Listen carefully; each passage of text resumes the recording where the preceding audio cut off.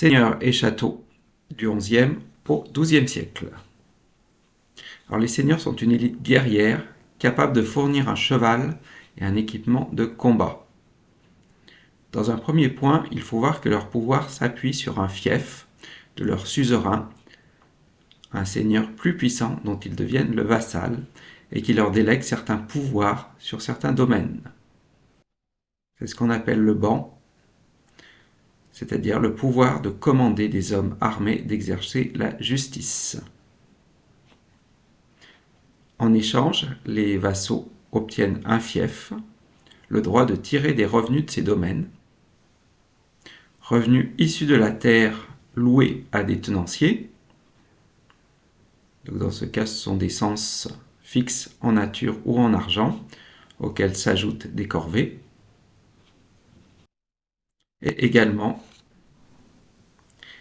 des revenus tirés de l'exercice du ban, donc des impôts en échange du service de protection et de justice qu'ils sont censés exercer, la taille, les ton-lieu des taxes sur les marchandises ou les banalités des prélèvements sur l'usage du four, du moulin, des équipements publics de la seigneurie. Alors à la base des relations entre le seigneur et son vassal, l'amitié se fonde sur la foi, la confiance.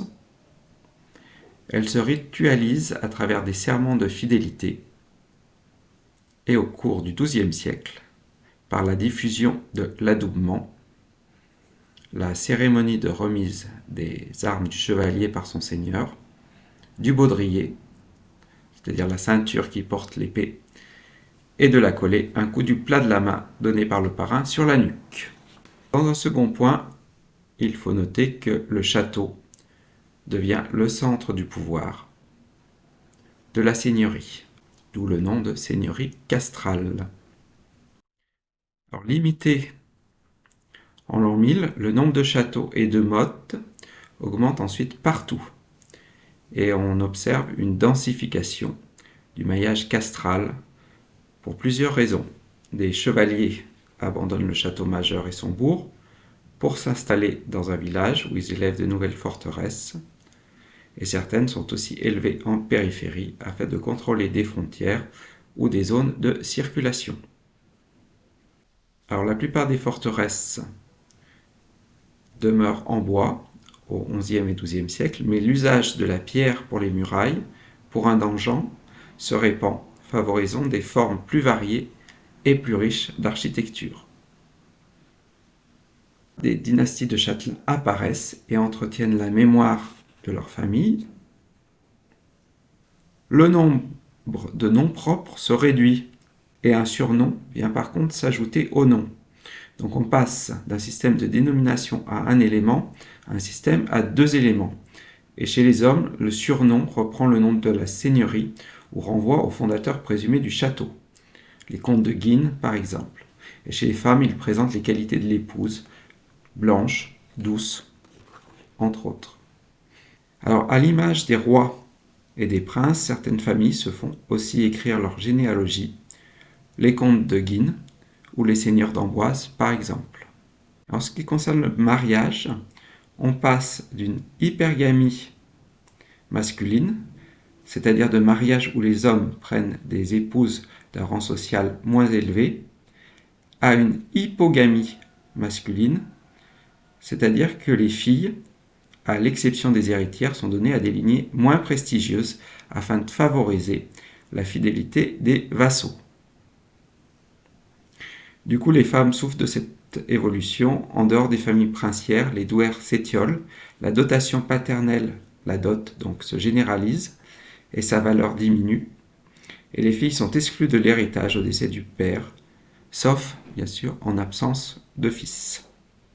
On observe aussi un resserrement lignagé, c'est-à-dire que la majeure partie du patrimoine est transmise à un seul des fils, en général l'aîné, d'où des conflits de succession avec certains cadets. Alors certains doivent se mettre au service d'un puissant ou courir les tournois afin d'éviter un certain déclassement, et c'est ce qu'on appelle les jeunes. Alors troisième point, Avec l'essor agricole et la croissance de la seigneurie castrale, on voit se développer une culture noble, c'est-à-dire que les seigneurs mettent en avant certaines qualités afin d'affirmer leur identité et leur élévation dans la société.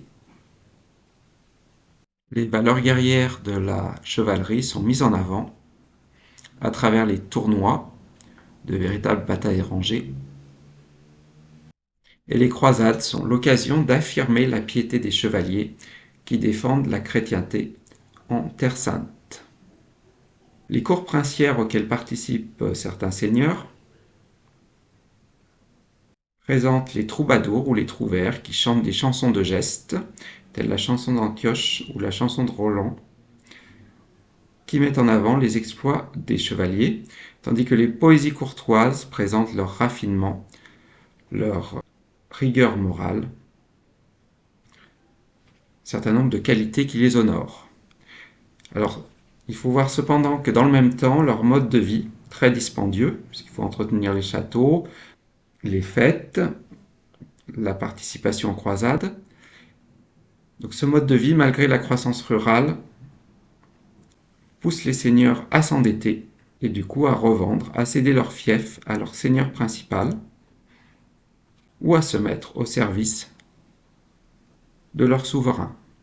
Donc le pouvoir des petits seigneurs décline à la fin du XIIe siècle, mais leur identité s'est affirmée autour d'une nouvelle notion, la noblesse.